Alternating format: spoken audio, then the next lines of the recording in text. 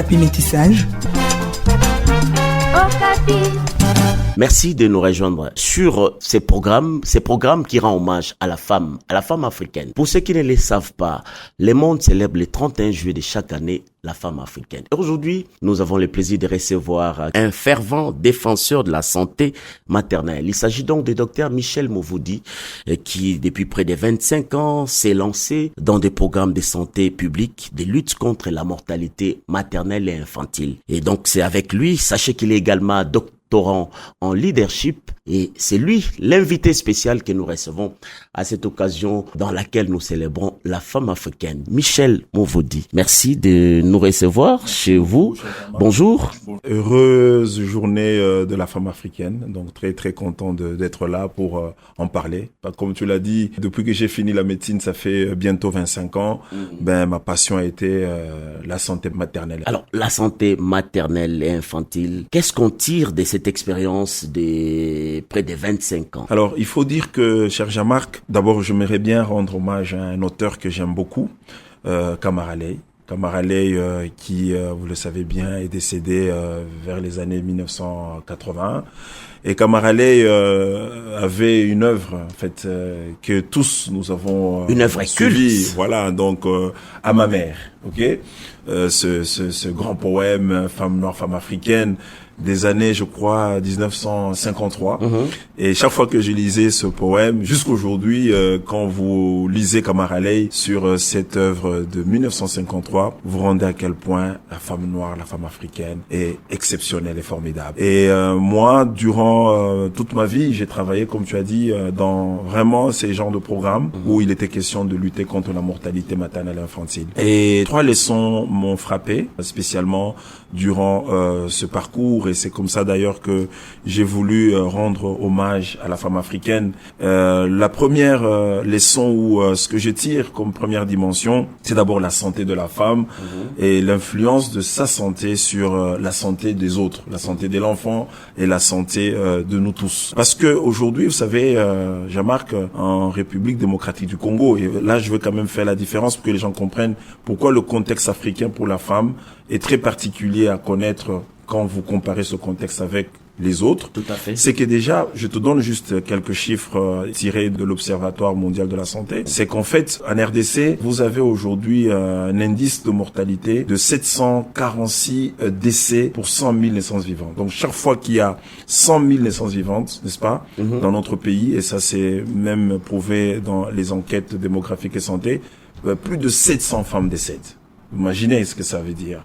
Mais par contre, juste que vous ayez un peu un ordre de grandeur, quand vous comparez ce chiffre avec des pays comme l'Australie, c'est 3 femmes tout simplement sur 100 000 naissances vivantes.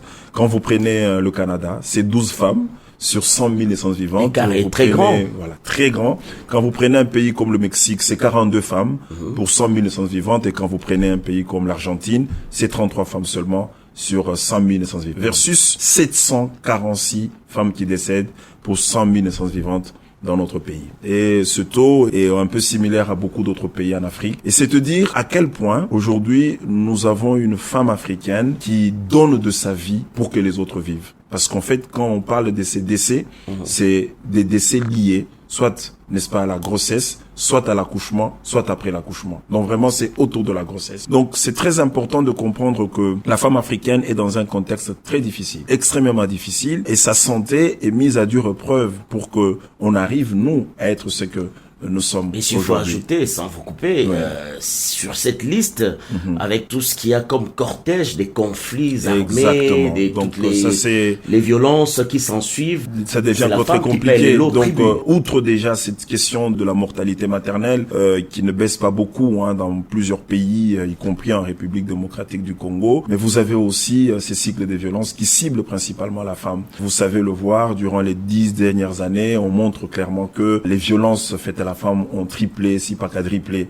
Et ça, c'est très important à comprendre et à circonscrire par rapport à ce que nous attendons de la femme dans le contexte actuel. Et c'est comme ça que la santé maternelle est à mettre au cœur du développement, notamment du développement du capital humain. Parce que, en fait, comme vous le savez très bien, j'ai toujours parlé des 1000 premiers jours de la vie. Si vous suivez mes communications là-dessus, je montre à quel point la santé de la femme influence le devenir de tout un chacun. Parce que tout homme, Jean-Marc, se construit entre la conception et les 1000 premiers jours de la vie, donc les 2 premières années. Et durant cette phase, n'est-ce pas, c'est vraiment la santé maternelle qui induit, c'est la santé maternelle qui module la santé de cet être humain qui va venir. Parce que il y a d'abord la phase de la grossesse qui se joue dans la femme, il y a l'accouchement où la femme est l'actrice principale, mais aussi vous avez tout ce que la femme doit apporter à l'enfant, notamment les laits maternels, jusqu'à l'âge de 2 ans, ainsi de suite. Donc vous comprenez que si aujourd'hui il est capital de rendre hommage à la femme africaine,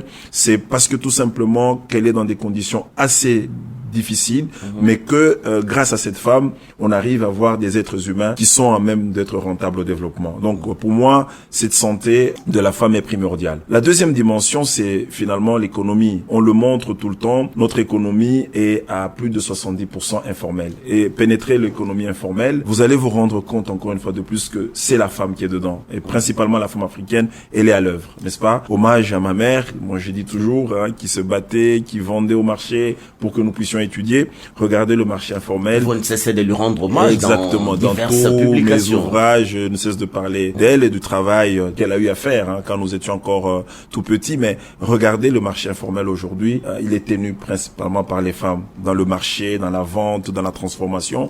Encore une fois de plus, la femme reste le pilier de notre économie. La femme reste le poumon de notre économie. Le socle, parce qu'aujourd'hui, les ménages tournent autour de la capacité de la femme à pouvoir ramener le pain, à pouvoir ramener de l'argent. Et donc cette femme, elle mérite un coup de chapeau, cette femme mérite nos respects, cette femme mérite vraiment toutes les valeurs possibles.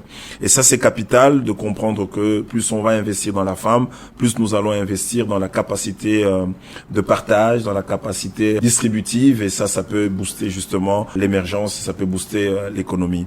Alors la troisième dimension, et ça c'est une leçon que je tire et qui me pousse aujourd'hui à rendre hommage à la femme africaine, c'est l'éducation. Vous savez, on disait toujours, et ça c'est encore une fois de plus un grand Ghanéen, James, qui disait, éduquer une femme, c'est éduquer une nation. Et là, je parle d'éduquer la femme africaine, c'est éduquer une nation, parce que la femme est au centre, la femme est autour des enfants, la femme est autour de ce que nous devenons. Je me rappelle quand on était enfant, lorsqu'on t'insulte mal éduqué, on disait toujours, voilà, c'est quelqu'un qui est mal éduqué par sa mère. Parce qu'en fait, aujourd'hui, l'introduction ou l'initiation à la vie, c'est tenu par la femme. Cette femme qui est d'abord dans un contexte très complexe vis-à-vis de sa santé mentale, sociale et physique, mais cette femme qui doit tenir le foyer parce que c'est elle qui va travailler, qui va préparer, cette femme finalement qui va s'occuper de l'éducation des uns et des autres. Donc bref, je peux dire que la femme reste le socle, n'est-ce pas, du développement d'un pays, et je parle principalement de la femme africaine. Donc quand je regarde mon expérience de presque 25 ans dans tout ce que j'ai eu à faire, et j'ai remarqué justement que lorsqu'on a investi dans la santé de la femme, on a investi dans la santé de la famille, et en investissant dans la santé de la famille, on a investi justement... C'est la société qu'on préserve. Exactement, on a investi dans la croissance économique de la société. Donc aujourd'hui, il est de notre devoir de rendre hommage, n'est-ce pas, à la femme africaine. Et je me rappelle toujours de ce poème de Kamara Lay de 1953, Femme noire, femme africaine. Et vous vous rappelez bien, c'était à ma mère, à sa mère, qu'il écrivait cela. Et je pense que ce récit vaut pour tout.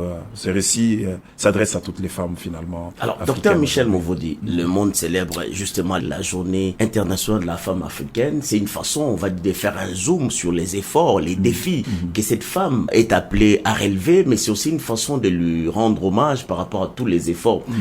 Vous, avec l'expérience que vous avez justement dans les programmes de santé publique de lutte contre la mortalité maternelle et infantile, avez-vous un message particulier adressé justement à cette exactement. D'abord, à cette femme, c'est lui dire merci, merci, mille merci à la femme africaine, parce que la femme africaine évolue dans un contexte extrêmement difficile. très difficile. Comme je t'ai dit, aujourd'hui, les pays africains ont les taux les plus élevés des décès maternels. Je te donnais l'exemple de notre pays comparé à certains d'autres pays. Je rappelle encore une fois de plus, nous avons 754 décès maternels pour 100 000 naissances vivantes en RDC, alors qu'il y a des pays comme le Mexique, c'est 42, des pays comme le Canada, c'est 12, des pays comme l'Australie, c'est 2 femmes sur 100 000 naissances vivantes. Donc regardez comment est-ce que la femme paye de sa vie pour voir les autres venir au monde. Donc à cette femme-là, il faut un honneur, il faut un respect. Il faut un respect, il faut respecter la femme africaine. Le deuxième message, c'est toujours se dire, en fait, lorsque nous allons nous mettre en tête qu'investir dans la femme, c'est investir dans la croissance, nous allons redonner à la femme sa place. Et il est temps de le faire. Pour moi, il y aura jamais de développement si nous ne mettons pas la femme au cœur. Pourquoi? Parce que la femme porte l'éducation de nos familles, la femme porte l'initiation à la vie de tous les enfants que vous voyez, ok? Et la femme, n'est-ce pas, est le pilier de l'économie, notre économie qui est une économie informelle. Donc ce jour, je voudrais vraiment adresser un message de remerciement à toutes ces femmes, un message d'encouragement à toutes ces femmes, mais aussi dire à ces femmes que si vous ne vous battez pas pour cette Afrique, je crois que nous allons disparaître et que l'Afrique tient à vous. Je me rappelle, il y a un adage qui dit, lorsque les femmes vont baisser les bras, nous allons cesser d'exister. Je crois que celui qui a dit ça n'a pas tort. Et donc, pour moi, c'est l'occasion de souhaiter une très grande journée de la femme africaine et partout là où elle est cette femme, qu'elle se sente honorée et remerciée par la société. Alors, comment peut-on célébrer cette journée ici à Kinshasa, en République démocratique du Congo et en Afrique où justement on compte plus ou moins 50% des femmes? Exact. Alors moi je pense que la meilleure façon de célébrer cette journée, c'est de se remettre en question. Et quand je dis se remettre en question, c'est nous tous. Nous les hommes et nous les femmes. Parce que j'aime toujours dire, cher Jean-Marc, que moi les célébrations, que ça soit le 8 mars, j'en ai parlé l'autre fois, que ça soit aujourd'hui le 31 juillet, ça doit pas être de jours où on fête, où on se dit oui, c'est bien, on se rappelle. Cette journée existe depuis 1974. Donc ça fait très longtemps quand même. Ouais. Mais c'est de se dire, est-ce que nous avons compris finalement le rôle que cette femme doit jouer? Est-ce que nous avons donné les moyens? Est-ce que nous avons donné la meilleure place à la femme africaine? Et je crois que pour moi, que chacun de nous s'interroge de la place, de la partition qu'il est en train de jouer pour que la femme africaine puisse être encore plus rentable au développement. Parce qu'en fait, en réalité, là où vous avez une femme épanouie, vous avez des enfants, vous avez un homme épanoui. Cette journée, pour moi, doit être placée sur une célébration de réflexion et une remise en question du rôle que nous devons jouer ensemble pour que la femme africaine soit dans des conditions idéales afin de nous aider à contribuer à la croissance économique de nos pays. On va dire qu'investir dans la femme, c'est le plus bel et plus grand investissement que l'on peut faire. Exactement, pour les simples raisons que l'investissement dans la femme touche l'éducation. Et il n'y a pas de développement sans éducation, vous le savez très bien. On dit toujours éduquer une femme, c'est éduquer une nation, on a parlé de ça. Mais aussi, quelle est cette personne qui s'est développée, qui est devenue grand, qui a produit sans éducation de base, n'est-ce pas? Et quand je parle de l'éducation, c'est pas l'instruction, c'est l'instruction et des valeurs. La société est construite par des valeurs, n'est-ce pas, comme l'intégrité, l'honnêteté, l'altruisme, l'humilité. Et ça, vous le trouvez dans la femme lors de l'éducation. Et je crois aussi qu'aujourd'hui, pour pouvoir subvenir à certains besoins de base, je parle vraiment de la majorité de notre population, ces gens qui vivent en milieu rural. Regardez le travail formidable, le travail acharné que les femmes abattent jusque tard la nuit en vendant du pain, des fruits, pour que les enfants à la maison mangent, étudient, se fassent soigner. Je crois que quand vous investissez dans une telle femme, vous donnez le potentiel au développement. Donc on n'a pas aujourd'hui de doute que la femme influence les 1000 premiers jours de la vie. Ça veut dire en d'autres termes, avoir une personne capable d'être rentable au développement avec un cerveau productif, ça dépend de la santé de la mère. Et donc, si vous comprenez ce trépied, eh ben, tout, et alors tout pour la femme, et principalement pour la femme africaine. Docteur Michel Mouvoudi, un message particulier avant de clôturer cette session, on va dire cet échange spécial dédié à la femme africaine. Avez-vous un message? Mon message, c'est dédié le poème de Kamara Ley. Kamara Ley qui est né en 1928